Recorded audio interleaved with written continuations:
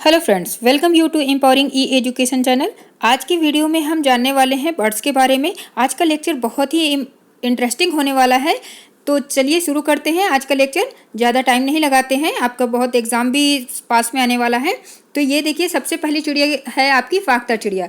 ये फाख्ता यानी डब, इसको इंग्लिश में क्या बोलते हैं? डब चिड़िया। डब शैम्पू, डब साबुन आपने लगाते होंगे, अगर यूज़ करते होंगे, आपके घर में अगर यूज़ हो रहा होता है तो आपने देखा होगा कि उसमें एक बर्ड की पिक्चर बनी होती है, यानी उसमें एक सिंबल बना होता है, तो वही आपकी डब है, इसीलिए उसका नाम डब है। ठीक है, बिल्कुल वैसी ही बर्ड होती है, बहुत क्यूट सी दिखती है ये।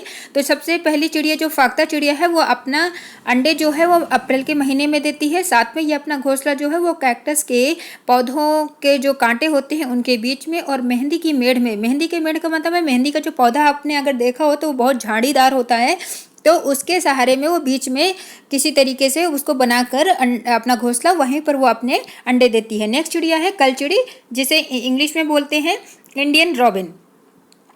कलचिड़ी एक ऐसी चिड़िया है जो कि अपने घोंसले में, उसका घोंसला जो होता है वो घास से बना होता है और साथ में मुलायम चीज़ों का ही यूज़ करती है, जैसे कि मुलायम टहनियाँ, जड़, ऊन, बाल और रुई, इन सब चीज़ों का यूज़ करके बनाती है। कौवा अपना घोंसला, जबकि कलचिड़ी जो होती है वो मुलायम चीज़ों से मिलाकर वो बनाती है अपना घोंसला, यानी हर चीज़ मुलायम मुलायम ढूंढती है घोंसला बनाने के लिए। लेकिन जो कौवा होता है वो हर प्रकार की चीज़ों से अपना घोंसला बना लेता है, यहाँ तक कि वो लकड़ी के टुकड़े जो कि बहुत हार्ड होते हैं और तार के टुकड़ों का भी यूज़ करता है। ठीक है, तो और दूसरी बात है सबसे इम्पोर्टेंट, जो कि आपके क्वेश्चन सी टेट में पूछा जा चुका है कि कौन सी ऐसी चिड़िया है जो सबसे ऊपर, पेड़ के सबसे ऊपरी भाग पर अंडे देती है, तो वो होती है कौवा। ठीक है, कौवा ही एक ऐसी चिड़िया है जो सबसे ऊपरी भाग पर, पेड़ के सबसे ऊपरी भाग पर जाकर अपना घोंसला बनाता है।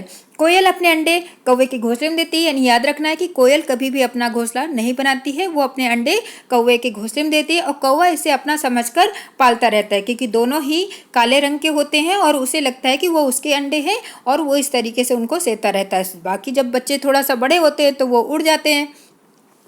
अब यहाँ पर मैंने आपको पिक्चर भी दिए हुए हैं बर्ड्स के, जितने बर्ड्स के बारे में हम पढ़ने जा रहे हैं वहाँ के से पिक्चर भी दिया हुआ है, क्योंकि पिक्चर देखने से आप लोगों को बहुत अच्छे से उस चीज़ को ध्यान रख पाएंगे कि किस चिड़िया के बारे में बात की जा रही है। हम अभी बात कर रहे थे कलचिड़ी के बारे में। ये है आपकी कलचिड़ी जिसके बारे में हम बात कर रहे थे। ठीक है, तो ये कलचिड़ी है आपकी, ये आपकी फाख्ता है यानी डब है, और ये आपकी वीबर बर्ड है। यहाँ पर नाम उल्टा थोड़ा सा छपा हुआ है, तो ये है वीबर बर्ड। ठीक है, तो इस तरीके से नेक्स्ट भी आपका है, यहाँ पर दर्जन चिड़िया है जिसको टेलर बर्ड बोलते हैं। कोयल ये है आपकी, और बसंत गौरी है, शकरखोरा है। तो इस तरीके से ये बर्ड्स के पिक्चर मैंने दिए हुए हैं, जिसको देखकर आप आसानी से उन पॉइंट्स को ध्यान में रख सकते हैं। नेक्स्ट पॉइंट पे एक पॉइंट मैंने डाल दिया, वो बीच में रह गया था। तो भिंडी को ओकरा कहते हैं, ध्यान रखना है, भिंडी को ओकरा भी कहते हैं। किसको ओकरा कहते हैं? तो भिंडी को ओकरा कहते हैं। नेक्स्ट चिड़िया के बारे में जानते हैं, गौरैया चिड़िया। गौरैया चिड़िया आसपास जो आपके घरों के आसपास जो दिखती है वो गौरैया चिड़िया ही होती है, यानी स्पैरो, जिसको इंग्लिश में क्या कहते हैं? स्पैरो। ठीक है, ये याद होगा आप लोगों को कि स्पैरो होता है, स्पैरो चिड़िया। इसका तो जल्दी से आपको इंग्लिश नहीं दिया जाएगा, लेकिन याद रखना आप लोग, गौरैया चिड़िया यानी स्पैरो चिड़िया। ये हमारे घर के आसपास जो भी छोटी छोटी चिड़ियों को देखा होगा घर के आसपास, वही होती है स्पैरो यानी गौरैया चिड़िया। और वो अपना घोंसला कहीं घर के आसपास रहती है, घर के अंदर रहती है, तो वो अपना घोंसला कहीं पर भी बना लेती है। जैसे में अलमारी के ऊपर बना लेती है, सीढ़ियों पर बना सकती है, या शीशे के पीछे, जहाँ पर उसको लगता है कि यहाँ पर कम लोग आते हैं, इसको कम लोग यूज़ करते हैं, तो वहीं पर अपना घोंसला बना लेती है। नेक्स्ट पॉइंट है आपका जो बारबेट यानी कि बारबेट चिड़िया यानी कि copper Smith bird. Copper Smith bird की आवाज़ हम गर्मियों में सुनते हैं, यानी ये चिड़िया पूरे साल आपको नहीं दिखती है, सिर्फ गर्मियों में ही दिखती है, और इसकी आवाज़ जो होती है वो होती है टुक टुक टुक। इस तरीके की कुछ आवाज़ निकालती है, जिससे हम समझते, जब हमें इस तरीके की आवाज़ सुनाई पड़ती है तो हम समझते हैं कि यहाँ पर वो बारबेट चिड़िया यानी कॉपर स्मिथ बर्ड है। नेक्स्ट आपकी जो चिड़िया है वो दर्जन चिड़िया है। दर्जन यानी दर्जी, जानते हैं ना, जो कपड़े सिलता है, तो इसीलिए इसका नाम भी दर्जन रखा गया है, क्योंकि ये दर्जी यानी कि सिलने का काम करती है। सिलने का क्या काम करती है कि ये दो पत्तों को आपस में अपनी जो नुकीली चोंच होती है उससे मिलाकर उसको सिलती है। इसके बाद फिर जो एक फोल्ड की तरीके से बन जाता है, फिर उसी में वो अंडे देती है। आप पिक्चर देखेंगे तो आपको समझ में आएगा कि किस तरीके से फोल्ड उसका बनेगा और उसमें वो अंडे देती है। तो वही उसका घोंसला होता है और उसी को उस पर ही वो अपने अंडे देती है। नेक्स्ट पॉइंट है आपका शकरखोरा यानी सनबर्ड। क्या है? सनबर्ड। सनबर्ड एक ऐसी चिड़िया होती है जो अपना घोंसला छोटे पेड़ और झाड़ी जो होती हैं उस पर लटकता हुआ बनाती है। तो कौन सी चिड़िया ऐसी है जो अपना घोंसला लटकता हुआ बनाती है? वो है सनबर्ड। ये याद रखना, बहुत इंपॉर्टेंट पॉइंट है। बहुत बार पूछते हैं कि कौन सी ऐसी चिड़िया है जो अपना घोंसला लटकता हुआ बनाती है, तो वो है शकरखोरा यानी सनबर्ड।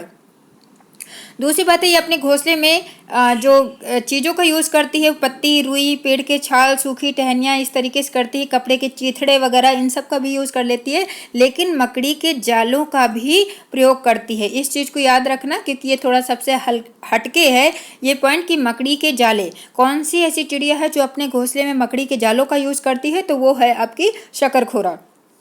नेक्स्ट पॉइंट जो है वो बहुत ही इंटरेस्टिंग होने वाला है क्योंकि ये है नर वीवर चिड़िया के बारे में, यानी मेल वीवर बर्ड के बारे में।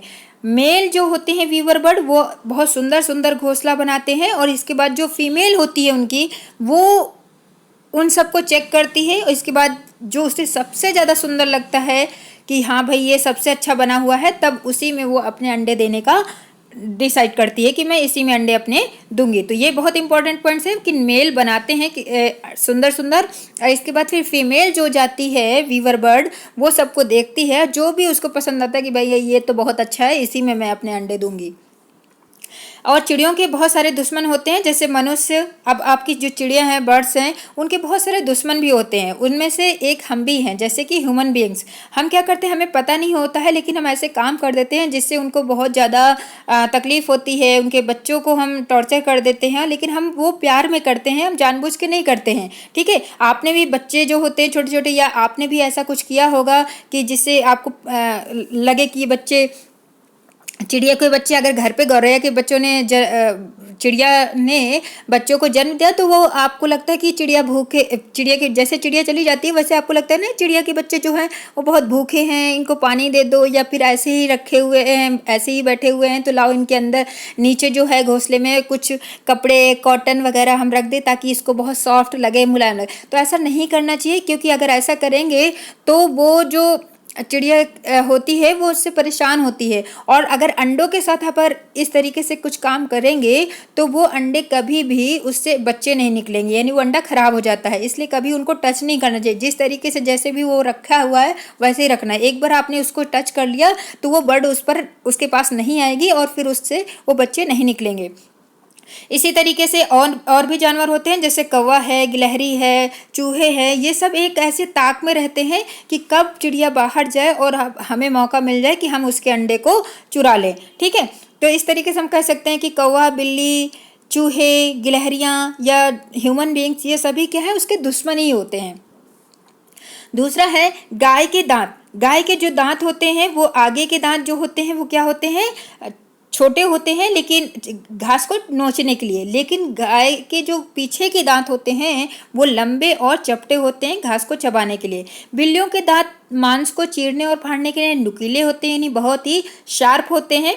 सांप के दांत मुड़े हुए होते हैं, यानी कि कर्व्ड होते हैं, शार्प होते हैं, लेकिन ध्यान रखना है कि जो सांप होता है वो अपने शिकार को खाता नहीं है, चबाता नहीं है, उसे पूरा का पूरा सॉलो कर लेता है, यानी निगल जाता है। गिलहरी के दांत, ये भी आपका क्वेश्चन पूछा जा चुका है सीटेट में। तो कि कौन से ऐसा जानवर है या कौन सी ऐसी पक्षी है जिसके दांत बढ़ते रहते हैं, तो ये आपका गिलहरी है। गिलहरी के दांत क्या होते हैं, आपने गिलहरी को देखा होगा कि कुछ ना कुछ वो कुतरती और खाती रहती, कभी वो शांत नहीं देखा होगा कि चुपचाप बैठी हुई है। कुछ जो पक्षी होते हैं वो थोड़ा शांत बैठे रहते हैं, लेकिन वो गिलहरी ना कुछ काटती खाती रहती है। वो इसलिए करती है क्योंकि उसके दांत ऐसे होते हैं कि वो हमेशा पूरी लाइफ तक बढ़ते रहते हैं। हमारे दांत जो एक बार बढ़ गए फिर पूरी लाइफ नहीं बढ़ेंगे, और यहाँ बढ़ेंगे नहीं बल्कि घिसते रहेंगे। ठीक है, लेकिन वो गिलहरी के दांत वर्ष पूरी उसकी लाइफ में बढ़ते रहते हैं, इसीलिए वो बढ़ने से रोकने के लिए अपने क्या करती है कि कुछ ना कुछ कुतरती खाती रहती है ताकि उसके दांत घिसते रहें। तो इसलिए इसी तरीके से चूहा भी होता है, चूहा भी कुछ ना कुछ काटता रहता है, वो भी इसी श्रेणी में आता है। नेक्स्ट है आपका डायरिया। डायरिया जानते हैं गर्मियों का सीजन है, गर्मियों के सीजन में तो डायरिया अक्सर हो ही जाता है।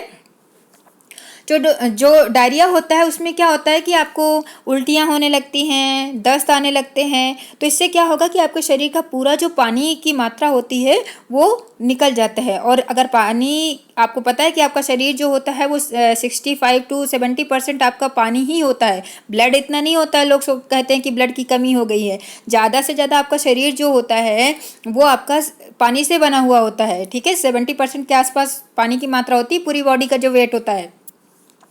अगर उसे पानी की कमी हो गई तो वो उसमें क्या हो जाएगा, डिहाइड्रेशन हो जाएगा, यानी कि निर्जलीकरण हो जाएगा, पानी की कमी हो जाएगी। अगर तो पानी की कमी ना होने की वजह से अब डायरिया हो गया है, तो पानी की कमी ना हो उसके लिए हम क्या करते हैं, आप मार्केट में ORS का घोल जो मिलता है वही चीज़ पिलाते हैं। लेकिन यहाँ पर क्या है, उस चीज़ को घर पे आप बना के भी पिला सकते हैं। 1 ग्लास गर्म उबले हुए पानी में इसको ठंडा कर लेना है, यानी पहले उबालना है उसको अच्छी तरीके से, इसके बाद उसको ठंडा कर लेना है। फिर इसके बाद उस पर क्या करना है कि 1 चुटकी नमक डालना है और 1 चम्मच उसमें चीनी मिलाना है।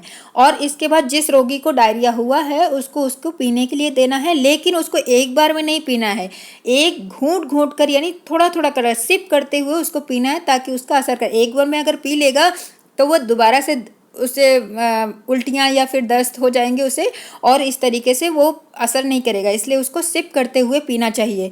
और दूसरी बात है कि इस अगर छोटे बच्चों को डायरिया हो गया है तो ऐसा नहीं है कि उन छोटे बच्चों की बात की जा रही है जो मदर्स फीडिंग पर डिपेंड है इस टाइम पे, मतलब खाना नहीं खाते हैं, तो उनको माँ का दूध जारी रखना चाहिए, कंटिन्यू रखना चाहिए, क्योंकि वो बहुत ही हेल्पफुल होता है उनके हेल्थ के लिए। लेकिन पुराने बूढ़े होते हैं कि माँ का दूध बंद कर दो, अभी माँ को दूध नहीं पिलाना चाहिए, ऐसा नहीं होता है। उनको कंटिन्यू रखना चाहिए, क्योंकि बहुत ही उसमें न्यूट्रिशन होता है माँ के दूध में। तो इसलिए बच्चों को कभी मना नहीं करना चाहिए, मतलब हमेशा उनको दूध पिलाते रहना चाहिए, चाहे जितना भी उनको दस्त या उल्टियाँ हो रही हों, लेकिन वो कंटिन्यू रखना चाहिए।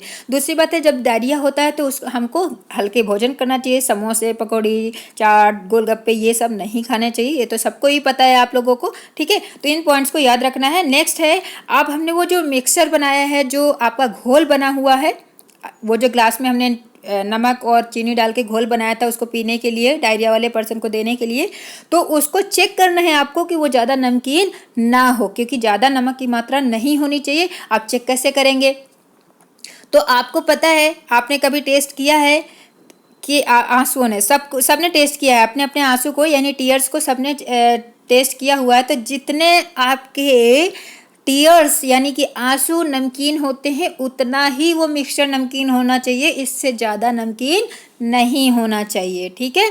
तो इस तरीके से आपको इन चीज़ों को याद रखना है और आज के पॉइंट्स को अच्छे से याद करना है, क्योंकि बर्ड्स के बारे में क्वेश्चन आते रहते हैं, पूछते रहते हैं। बहुत सारी हमने बर्ड्स के बारे में यहाँ पर पढ़ा है, तो कन्फ्यूज़न नहीं होना चाहिए। किसका घोंसला जो होता है, वो नेस्ट जो होता है वो लटकता हुआ बनता है, कौन मकड़ी के जाले का यूज़ करती है, कौन सी चिड़िया सिलने का काम करती है, ठीक है।